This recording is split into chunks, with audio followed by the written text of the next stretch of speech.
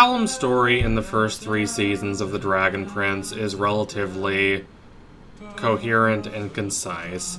It is a 3-season long progression that culminates in a place of stability and certainty.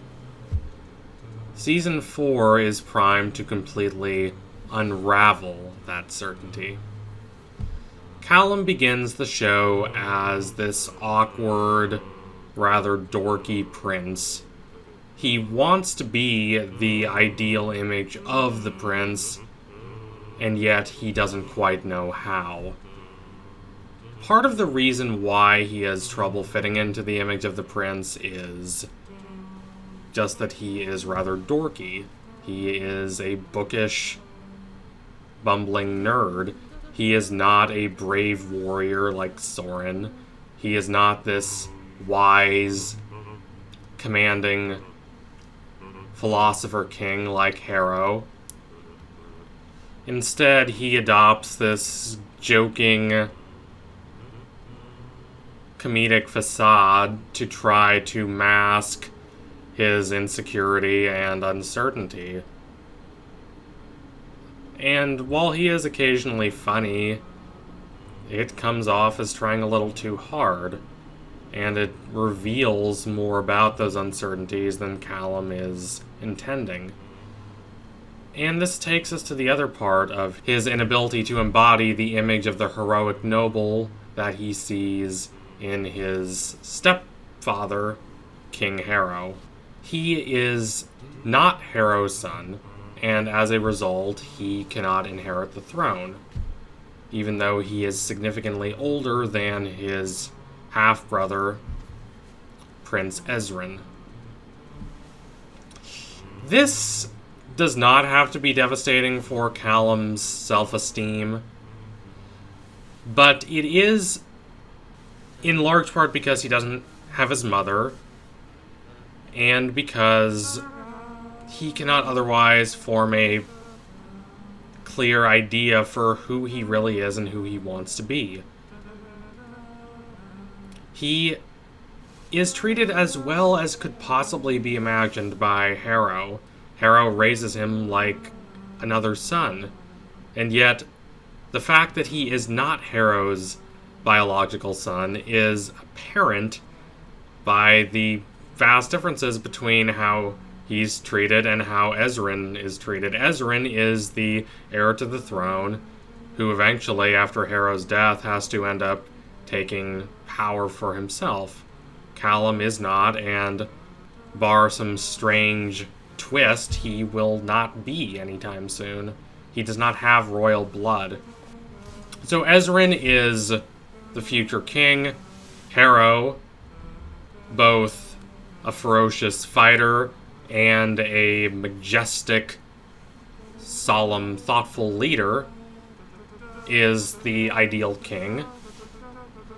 Soren is the jock-like knight. Claudia is the weird dork who loves her magic.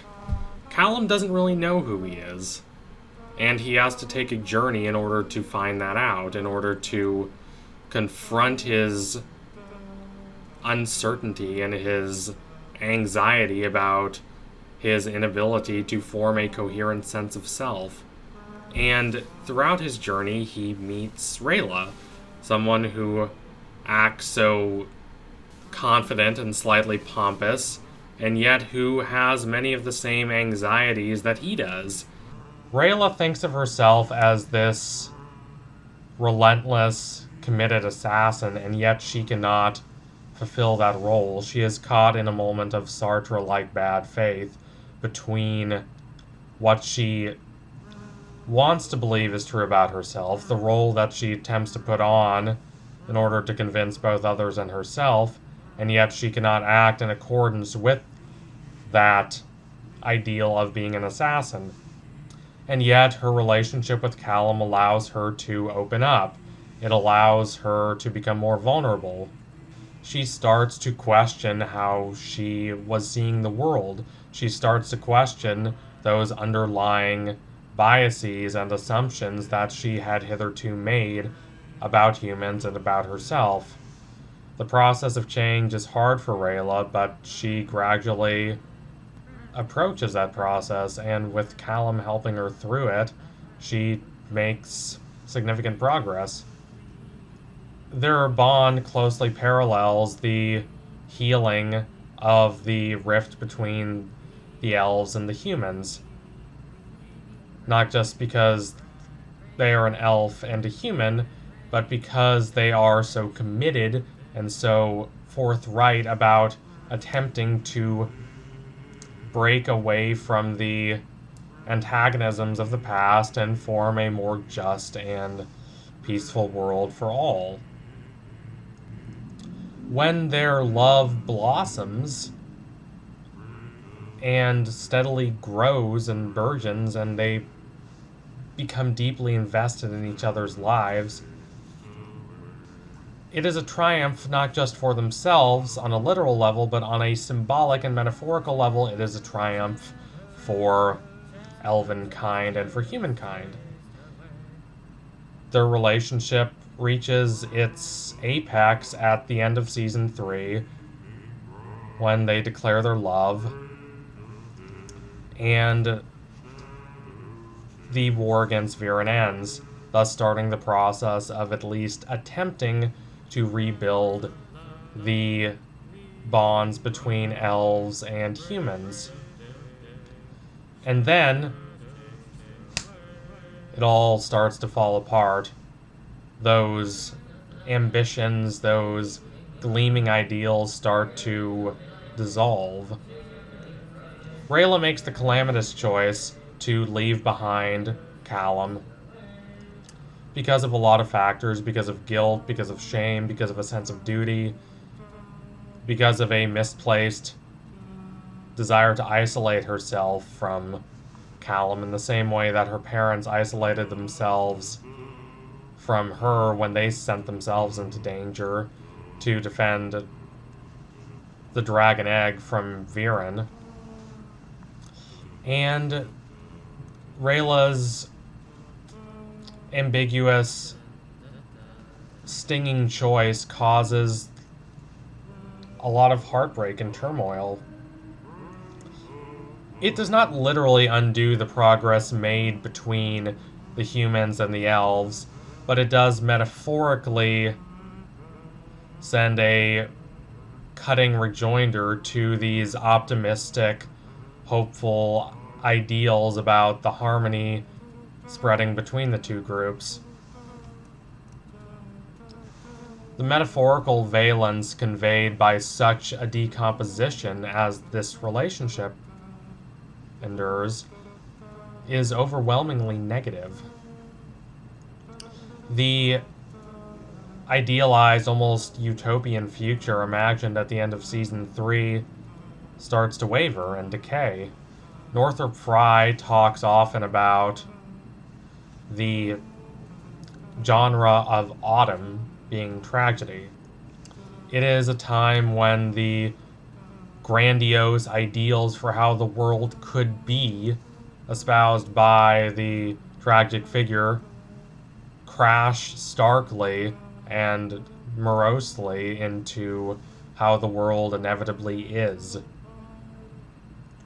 It reveals the hero's own weaknesses and flaws, as well as the problems that inevitably come when abstractions of achievement, of transformation, slam into how complicated and messy and perverse at times the world can be. There is a burst of passion and idealism, like the fiery leaves of autumn, and yet it fades. It decays. The leaves slowly turn brown, crumple along the sides, and deteriorate, returning to the earth from which they came. The customs and ideals that the hero, for better or worse, finds intolerable and in need of change clash hopelessly against what inevitably must be and what cannot be changed. The Dragon Prince is not quite tragic. It has moments of great pain and agony. There are hints of despondency, and yet, on the whole, the show has the same philosophical and tonal register as Avatar: The Last Airbender. Another show set against this dour backdrop of war and conflict, and yet offers a hope of renewal, of the coming of spring, the overwhelming of old uncertainties and doubts about the conflicts and antagonisms between different groups of people. And yet, Season 4 of The Dragon Prince starts on a note that is unmistakably tragic and autumnal. The tragedy might not be overt, and that is part of what makes it so devastating. It is not experienced by everyone equally, certainly not at first. Callum is isolated, not just because he lost Rayla, but because he lost what Rayla represented to him, what that relationship meant to him. It represented the hope of a new future. It represented this journey that he was able to take from this bumbling, awkward adolescent to this thoughtful, mature, and tender-hearted hero who could do what was right and be bold and be brave and have this lovely, passionate relationship with someone he deeply knows and deeply cares about. That possibility is gone for Callum, not just regarding Rayla, but regarding anyone. His circumstances have left him isolated from the cheery atmosphere that surrounds him, and this is one of the most striking elements of Rebirthday. To a certain extent, it is a rather silly episode, and I admit I was a little underwhelmed by it the first time I saw it, but what is crucial in this episode is the deliberate juxtaposition between the festivities and ceremonies that everyone else is enjoying and the quiet melancholy of Callum. Even before he fully reveals what happened to him and why he cannot quite move on, and why he is so isolated from even a birthday party thrown for him, that slight unease that permeates every scene he's in lingers. He makes a dark decision to almost attack Soren when he believes Soren's keeping a secret from him. Now, this is not a painful attack. He's not trying to hurt Soren, but it is quite aggressive in a way that speaks to the repressed bitterness and resentment that Callum has lingering right beneath the surface. Thinking about that in concert with the time Callum spends obsessing over the mirror that contains Erebos, who will prey on his most insecure and anxious impulses, makes for a rather dire premonition about Callum's future. I do not think he will go down the same dark path as Claudia, but the temptation is certainly there, and he is going to have to handle this darkness. It's not going to go away. His childlike idealism about his personal journey and his relationship with Rayla is smashed forever.